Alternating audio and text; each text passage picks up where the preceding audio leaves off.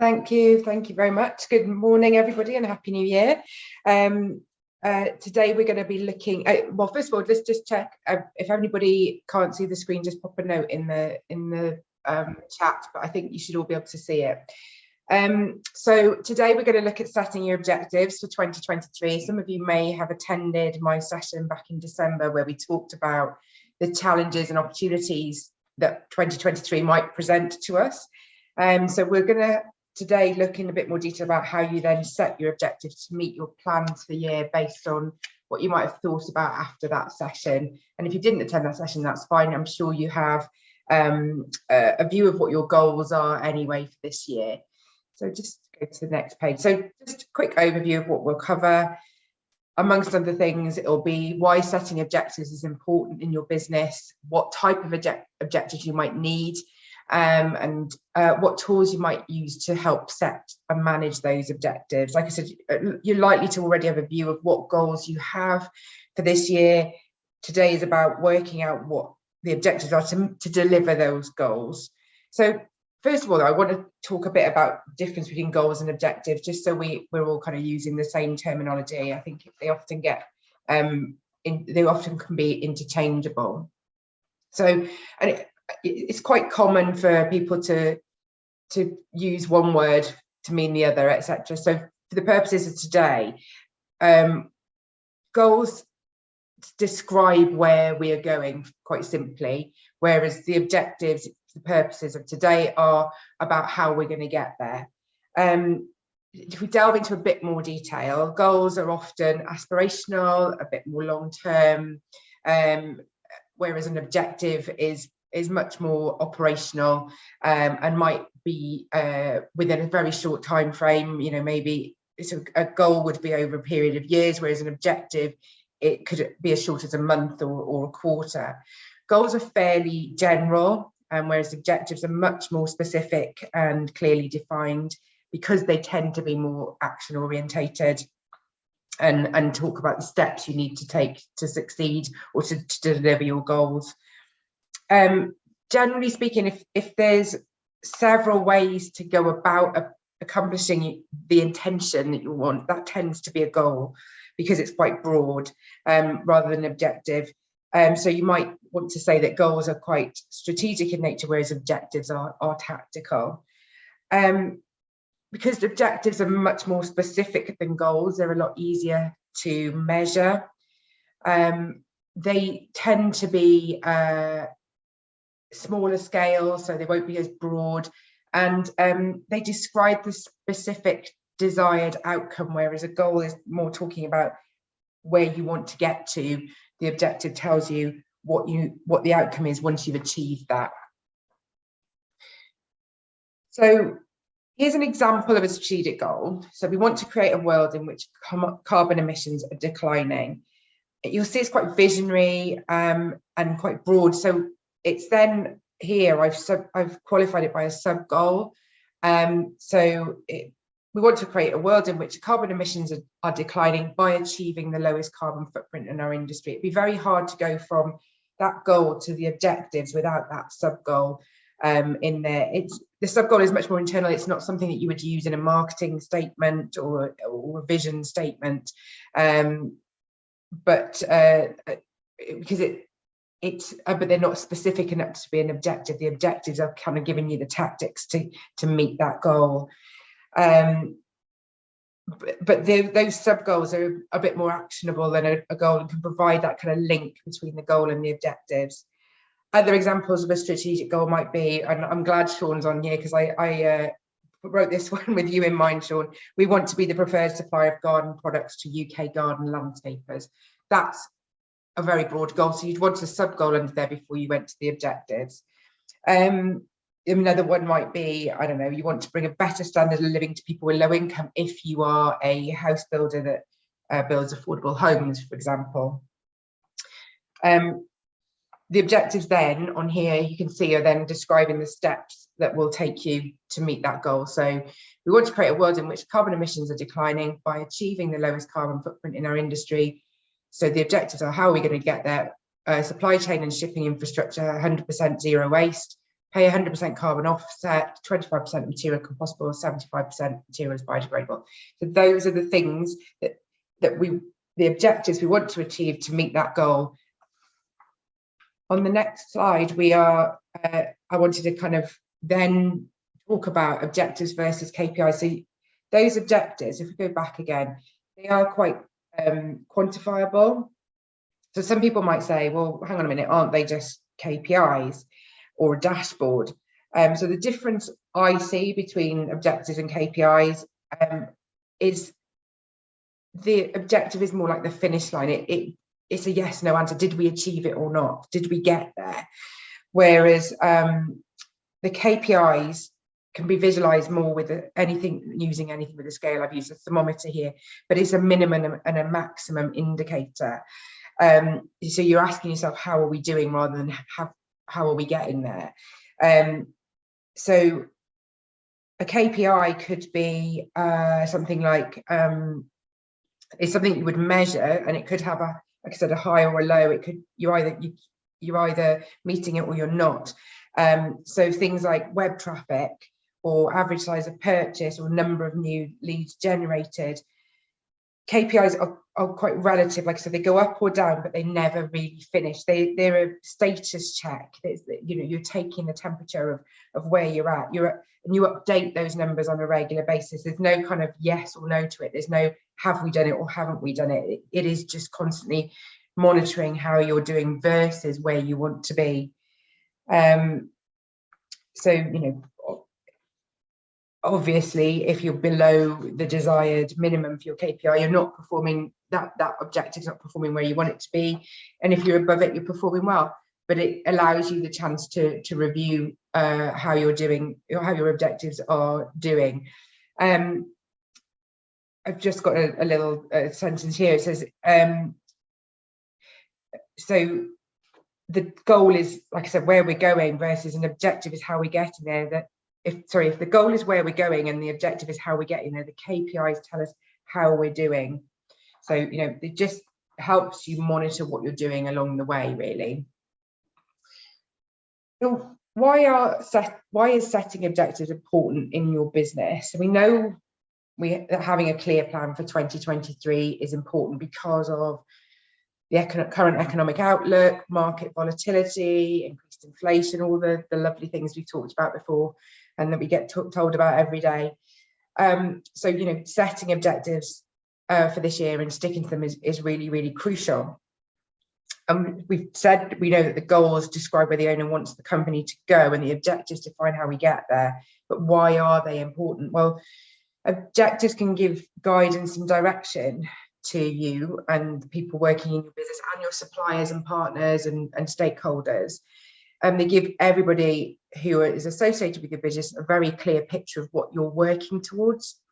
They also can help you, and I talked a bit about this with business plans before, they can give you that kind of roadmap of where you're going. If you don't know where you're going, you don't know if you're going in, you don't know how to get there, you don't know if you're going in that right direction. So it gives everybody that kind of guidance to understand that you are going in the right direction, and helps you have a list of what you need to do. They motivate and inspire, whether you're a one-person business or a 100-person business. They give everybody a target to aim for, and a clear drive for what they need to do to deliver their results.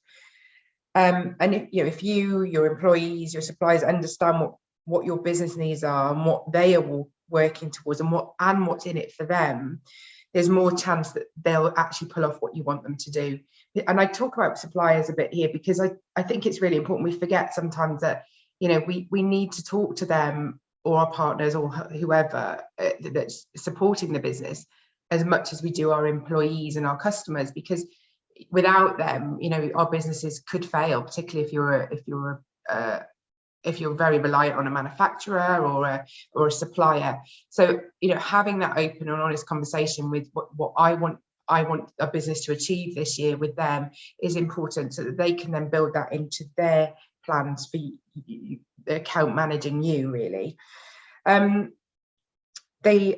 objectives help you evaluate performance. So having those objectives means that you can assign yourself, people working for you, with specific targets and responsibilities. You can kind of set them free to get on with what they need to deliver, and then have something measurable to refer to when you're reviewing their performance or your company's performance. And then you can actually see how you're progressing as a business and see if anything needs to be adjusted along the way. I think that's important as well. Often goals will get set on an annual basis or biannual basis even. So this is your chance to kind of watch what you're doing along the way and making sure that what you have got in place and your plan you have got in place is right for you and your business. And it's generally believed that businesses that don't identify their long-term goals and don't create those objectives grow more slowly than those that do. I've added the next slide in. I just wanted to share it. I'm not sure entirely where it fits in, but I do think it's relevant to what we're talking about today. So many years ago, I worked for Britvic soft drinks, and they were as a business, very, very good at working cross-functionally and up and down through the organisation, particularly when it came to planning. We had a very, very large range of brands, Tango, Pepsi, Robinsons, J2OR Whites, lots of different brands, and we had lots of different customers. I worked on the on-trade, so the pub side of the business. There was obviously grocery, theme parks, lots. We had probably about 7 different channels, but we never worked in silos. Everything was driven by that overall vision and mission. I knew exactly what everybody was doing across the company and what I needed to do. Those vision, mission, and values created the company's strategic goals as an umbrella, but then under the dotted line, we had each of the business units or work streams. We then created our strategic goals for our business unit from the company's strategic goals. Then we set those objectives. Then we developed the strategic initiatives, so the steps we needed to take.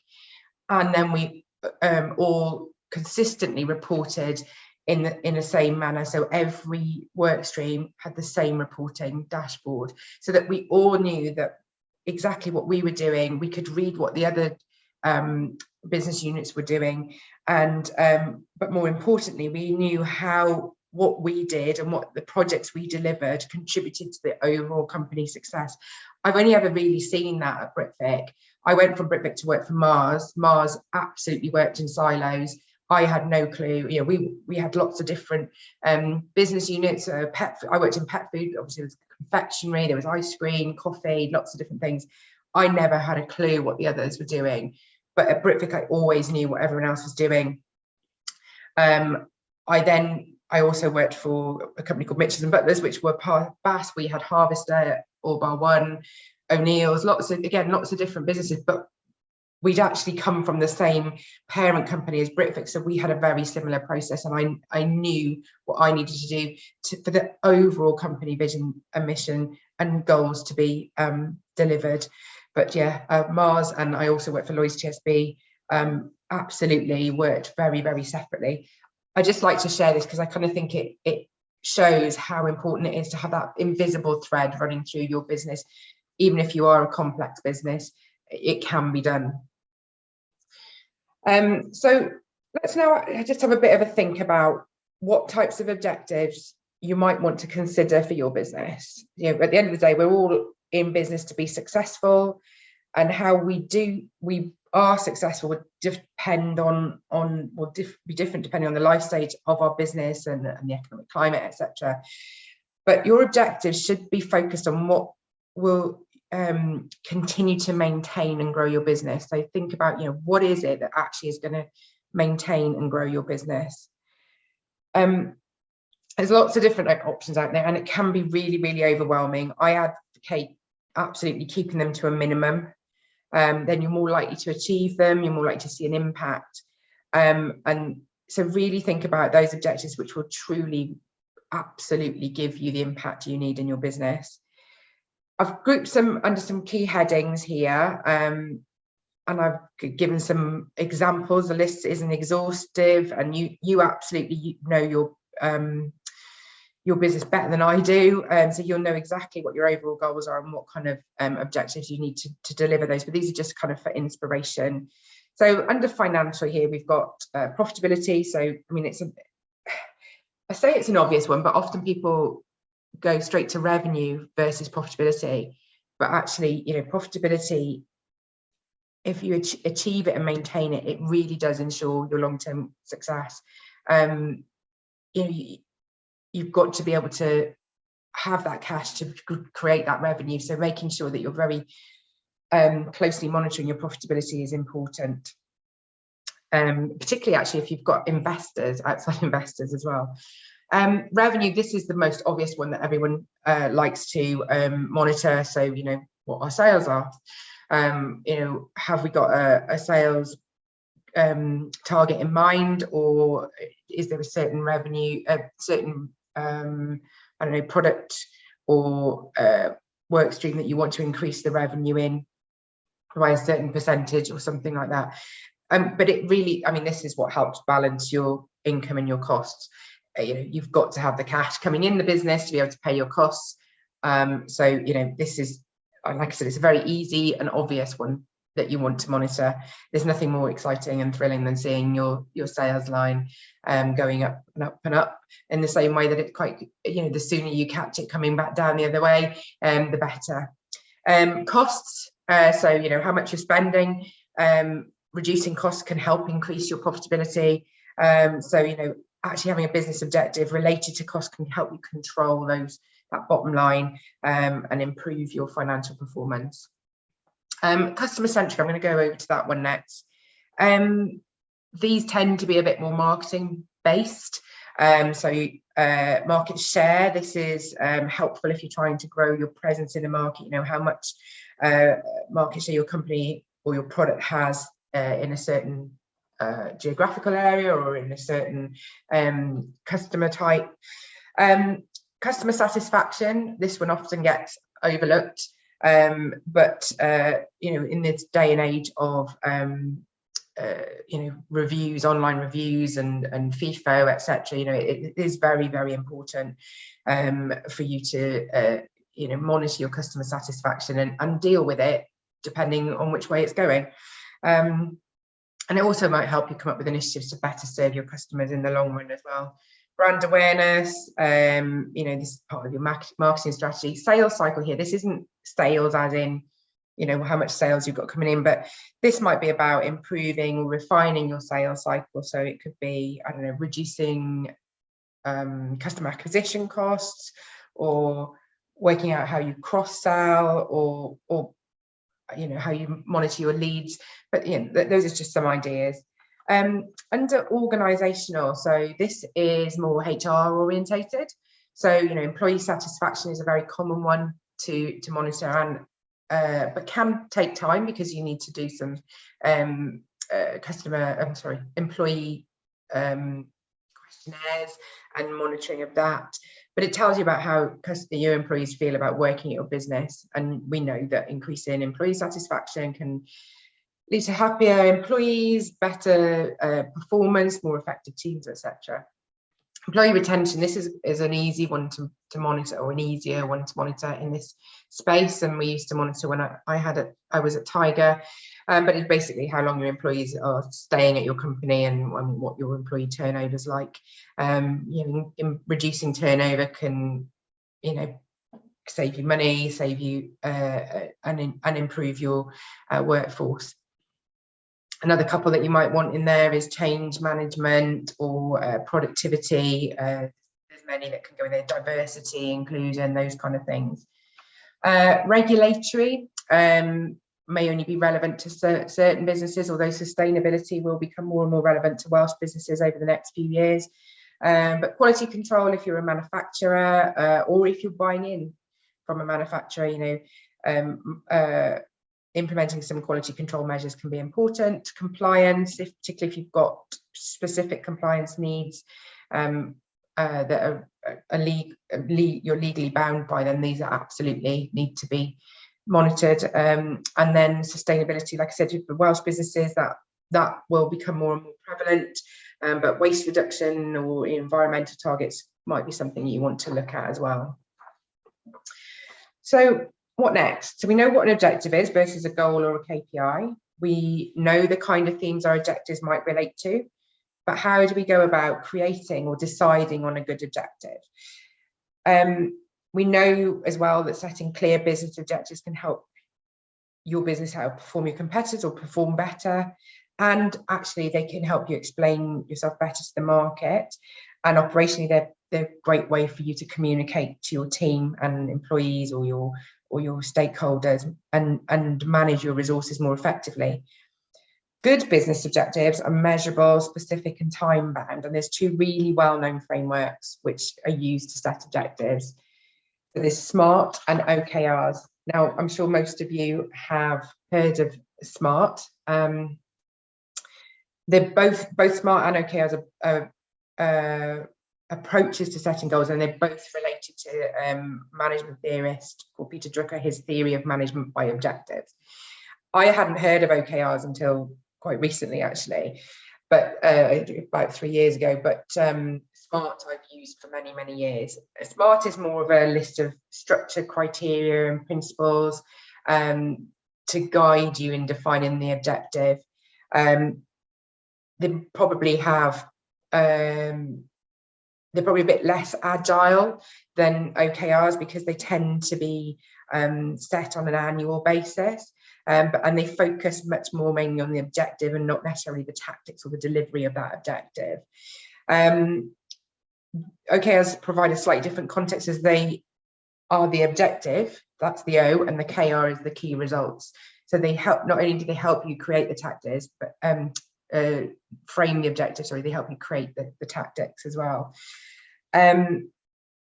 Smart objectives, because they've been around for so long, often get linked to compensation, particularly in large organizations. They use to drive performance management and performance reviews and bonus schemes and stuff like that, because it is quite a defined endpoint. But then that can actually lead them sometimes to being not stretching enough, or too stretching, depending on who's setting it. Because, you know, if your line manager is kind or wants their team to be seen to be very successful, they might set the bar a little bit lower, or if your line manager has unrealistic views of what the team can deliver, they might set it a bit too high.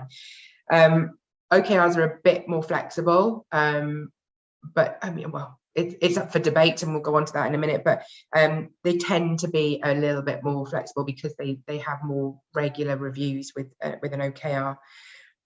All that said, I don't think you need to choose between the two. I think there is a combination of the two that can work, and you do what's best for you. They're both a method for creating precise goals, and then more importantly, they both help you create an action plan. You know, none of you here, we're not talking about big corporate organizations, and I think if we were talking big corporate organizations, we might be thinking harder about the differences between SMART and OKR. I just think you can use a combination of the both. They're both very, very useful tools to quickly and effectively set your objectives and the steps you need to do to meet them. So I'll just go into a bit more detail with SMART. I'm sorry if it's something that you did in A-level business or you've seen it many times, but I thought I'd just remind everybody. So the SMART framework is specific, measurable, achievable, relevant, and timely. Sometimes you might see realistic instead of relevant. You might see motivating against measurable as well. Sometimes you see an E and an R as well, so smarter. So E standing for evaluate and R standing for readjust. And I think that's come about in recent years because of the prevalence of OKR. So that, for me, the smarter version might be the combination of the two that you need. So from a specific point of view, concrete, clear, when you're putting your objectives together, you don't want to be wishy-washy. So a poor example would be, we want to sell more bouquets to people who work at businesses in our area. That's too broad and too vague. So to swap that around, you might want to say, we want to increase the number of business bouquets we sell locally by 10%. So you're putting in there a much more specific thing, a specific target. Measurable, So time, quantity, weights, measures, profit margins, up, down, more or less, whatever you want to do with them. So for example, you might want to increase the sales of a specific product line, or you might want to reduce the amount of waste. The outcomes that are easy to measure, they're points of references that you can see and you can calculate. But when you're putting that together, think about, or when you're coming up with that suitable measure, think about who will be measuring it and how you'll be measuring, or how first you'll be measuring it and who will be doing it. So to make sure that it does actually happen, because there's no point in having all these measures in place if you're not regularly monitoring them. Achievable, whilst, like I said, it's a good idea to aim high, don't make them impossible to achieve, because that's just demotivating. A poor example of this would be, we'd like everyone in the sales team to increase their sales by 250%. Well, that's just completely unachievable. But if you change that to something like, we'd like our team to make 20 extra calls a week, converting at least 50% of them, that feels a little bit more achievable. Relevant, so related, beneficial to the business.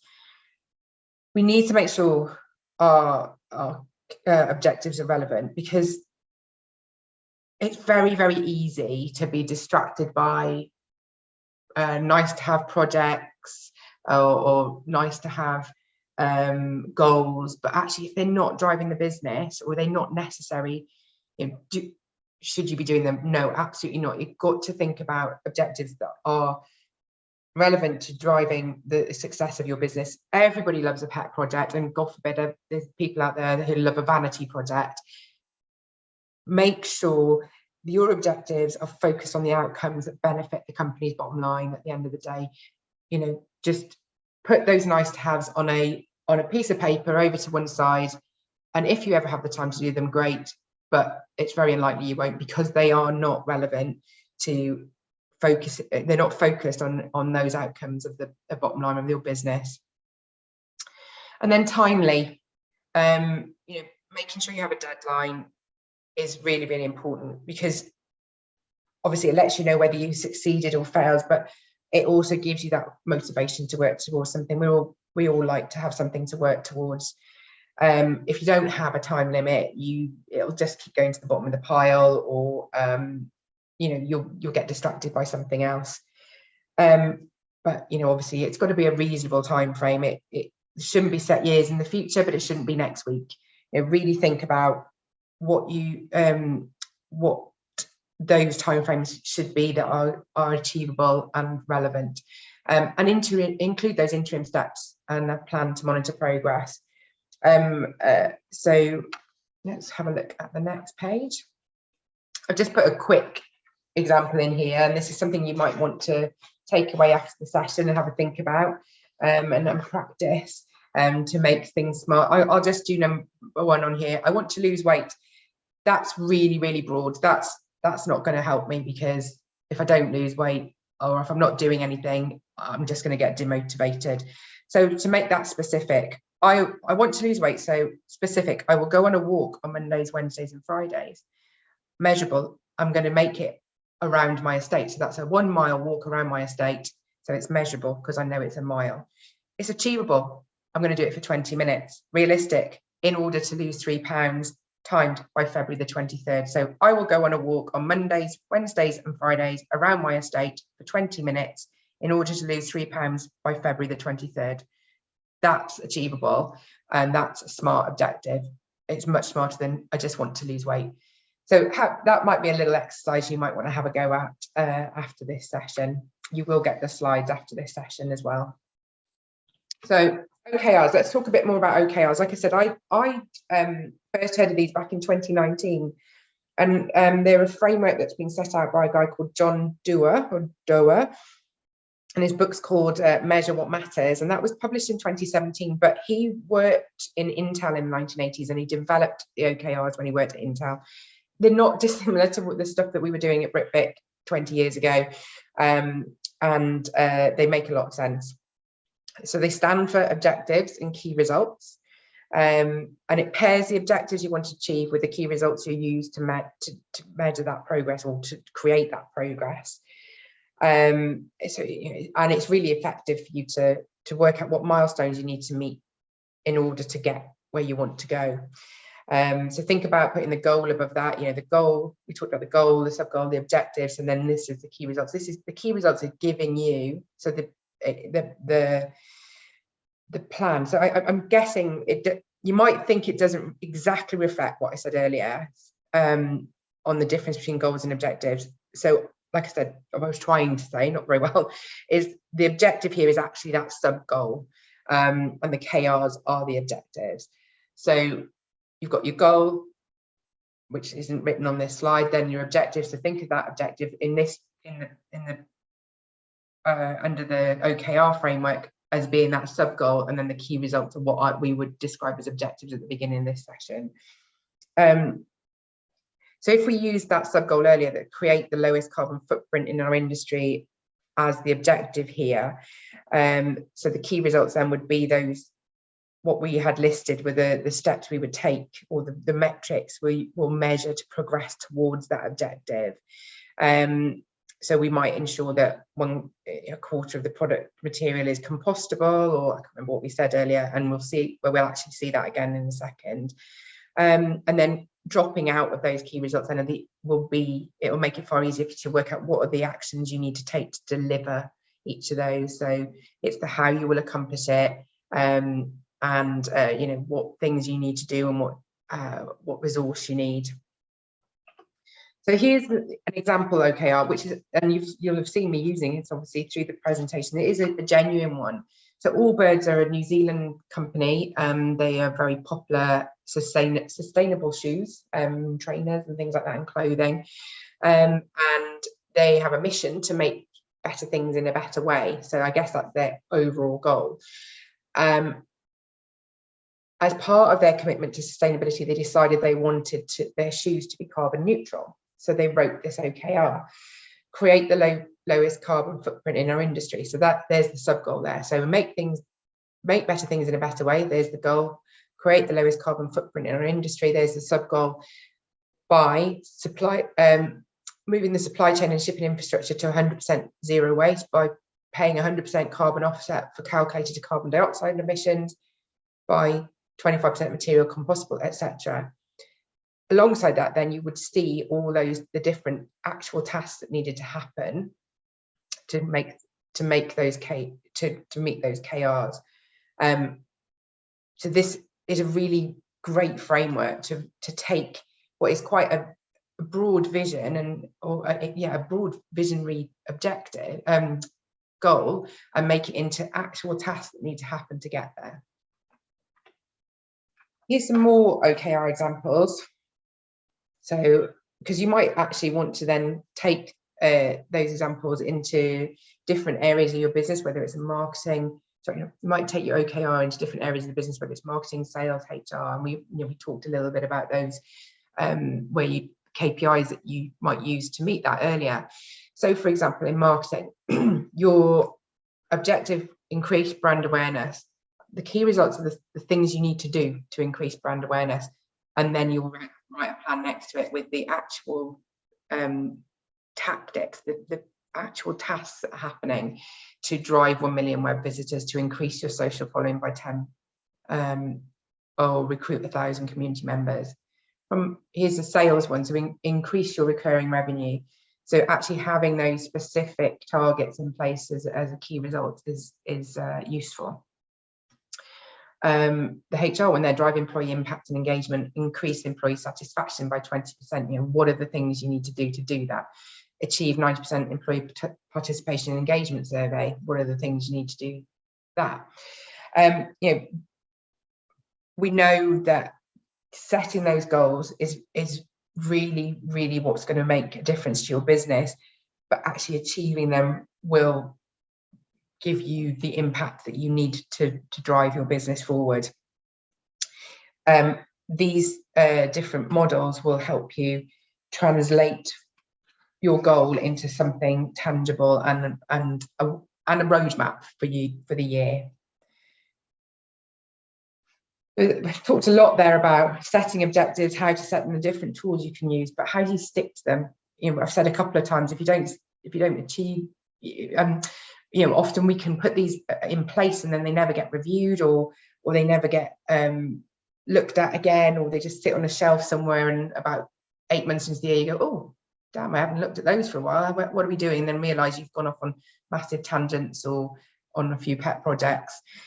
So build reminders in, set yourself notifications in your diary, or milestones or meetings. I mean, that's why I love a dashboard, because you can keep track on your objectives on a weekly, monthly basis, however you want to do it. I mean, we had at Tiger, we had very specific objectives, and whatever we were measuring each week, each day, each week, each month would always tell us how our overall objectives were doing. They were always designed with the overall objectives in mind, and the dashboards really were a gauge of how we were doing as a business, and also helped us to preempt any changes that we felt were happening that we needed to deal with that weren't the way.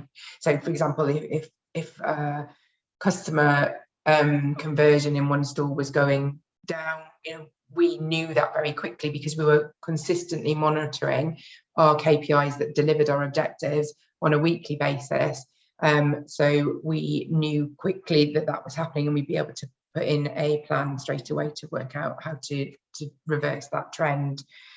And they also, those reminders keep those targets in the forefront of everybody's mind, because you're always talking about them. Review your progress. Make sure that you actually sit down, on at various points through the year, maybe once a quarter, to take your time to review the progress you've made towards meeting your objectives.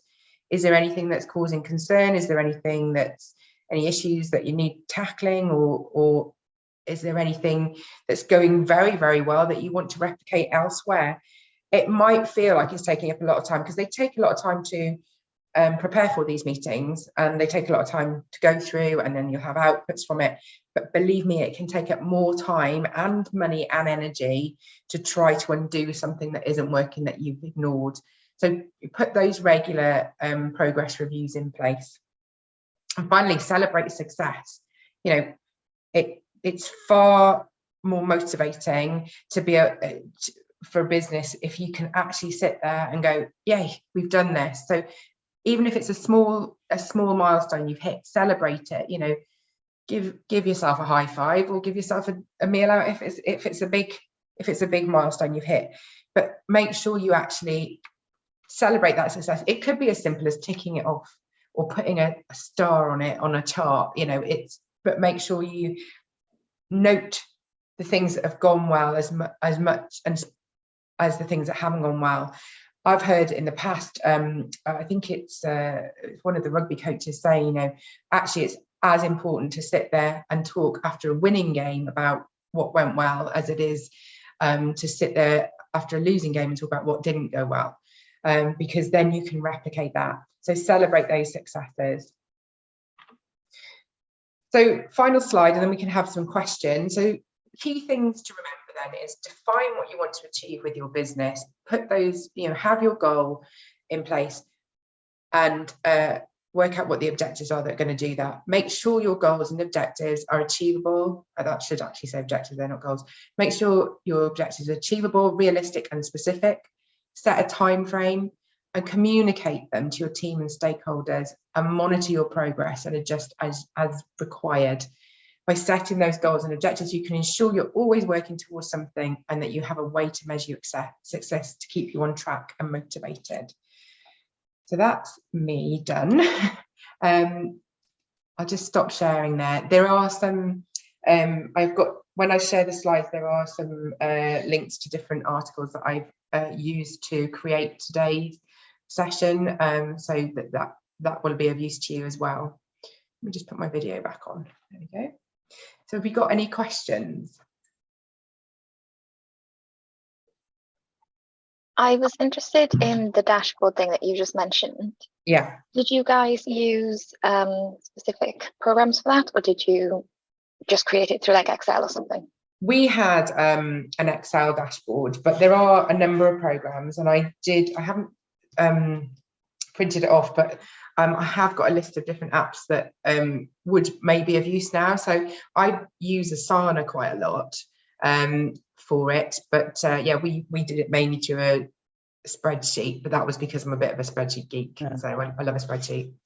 Can I comment on that? Go on. So I use Asana and OKRs in our business. So it's OKRs are hard to roll out in a business. So if you're looking for something short term, maybe not OKRs, but they're brilliant though as well. And I use Asana, and I've got the business, like the full-on business package for Asana, which really helps you with keeping track of OKRs and goals and everything. I would say Asana is my preferred option at the moment for all the ones that I've seen and worked with. But you're right, Sean, OKRs can be hard, but they are a good framework for you to really think about what your tasks are, what tasks you need to do. And I think, using a kind of OKR light version is very, very useful. But yeah, they are difficult if you do it absolutely to the letter. That's it. I tried doing it to the letter. I've kind of gone light now, to be honest. No, you do it the way that suits you. I think they are a good framework, definitely. But you don't have to, we're not talking big, massive corporations here that've got consultants that come in and whip you to make you do it all properly. Do what's right for you and your business. Yeah. Can someone spell Asana for me? I've just tried to look at ASANA. ASAMA. N for November. ASANA. Okay. Asana. Yeah, I like Asana. I just pumped one in. They said it's Bin Laden came up. Oh. Osana you put in, did you? Yeah. No, it's ASANA. Okay, got it. Okay, good. No, very good. Yeah. I must be honest, I've never been good at setting goals and objectives, but I can see, especially after the kick-in we had with COVID, and we'd lost sort of something like about 60% of sales. We lost about 60% of our staff, and about 80% of our cash reserves. So definitely have to think strategically about which direction we want to go. It seems that the market is shrunk somewhat as well. And a lot more caution in the market before they dig into their pockets. So rather than what we always did, we grew just organically, as they say. We did it without any planning. The phone just rang and we just recruited, and the phone rang again, we recruited, and always did it that way. And successfully, we're still in business up to 20 odd years. And I think it's a different ball game now. And and I think by sitting down and really thinking about what your objectives are, or actually go back a level and go, what's my goal for this year? Yeah, I think is really important. If you've had that battering, at least you've got the data to be able to really think about what it is.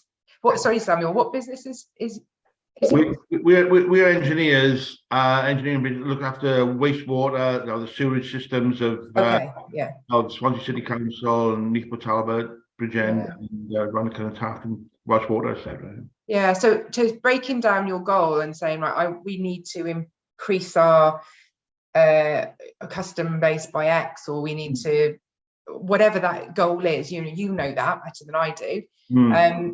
Then going and not having too many, not making it too broad, not making it too be ambitious, but don't make it so pie in the sky that you're just going to get stressed by it, and just break it down into those little sections. I think would really help.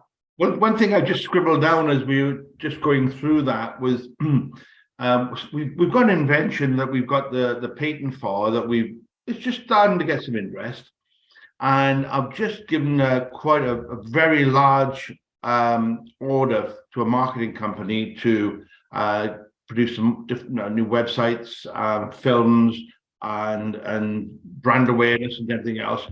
And it just occurred to me, as I was listening to your excellent presentation, by the way, that we haven't actually put any measurables in that. So we have got to hand over this big chunk of money, and it's going to be at the end of it. So, well, thank you very much, and off they swan. And what did I get for my money?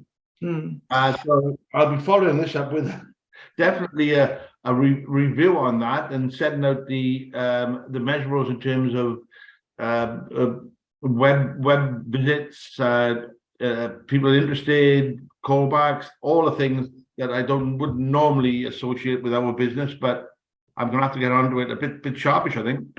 Yeah, and actually go to the agency as well and say what would they recommend, because they should be able to recommend as well. But yeah, we often get, I know what it's like, you get so caught up in we need to do something that actually we don't think about what is it that we need to do and what's that going to deliver for us. Particularly when we're, you know, trying to get, I mean, I worked in retail industry for years, and when you're trying to get yourself out of a slump, you can just throw a lot of things and see what sticks, and actually that's not the right thing to do. You know, think about what you're good at, what your business is good at, and build on that. Okay, yeah, good. Good luck with that. I like the sound of an invention. Yeah. Well, it's a brilliant invention, if I say so myself. Going to change the world. Good. Yeah. Anyone else? We're very quiet. Monday morning blues. Oh, I know. And Lisa and I were talking earlier, it's probably the first day back for a lot of people as well. I was working last week, but at least the sun is shining where I am now. Even though it wasn't earlier, at least there is now. Yeah, make the most of it. I think the rain's coming back very soon. As always, though, if there's anything that once you come off the call and you think, oh, I wish I'd asked Kate that, then just get in touch either via us at the AGP or did you put your details on, Kate, on there, or did you just they'll be on the slides. I'll send you the slides over in a second, Lisa, to share out. My details are at the end. Yeah, I'll forward those out. As long as you sign your AG3s. I know I'm like a teacher with this. We do need to get those AG3s back. So as soon as they come back signed, I can, and I get the details from Kate, I'll send those over to you. But then if there's anything you wish you to ask, then just send Kate an email then, or any concerns, go to your relationship managers as well. They can help you. And thanks, Kate, for giving your time up. Thank you, everyone, for giving your time up this morning. Hope your week goes well. We've got other webinars this week. I think Wednesday we've got employee benefits to attract and retain talent, and Friday we have building your resilience. So jump onto Eventbrite if any of those appeal to you, and hopefully I'll see you on one of those. If not, I'll see you soon. Have a good week. Thanks, everyone. Thank you. Bye-bye. Thank you. Bye. Cheers, guys. Thank you.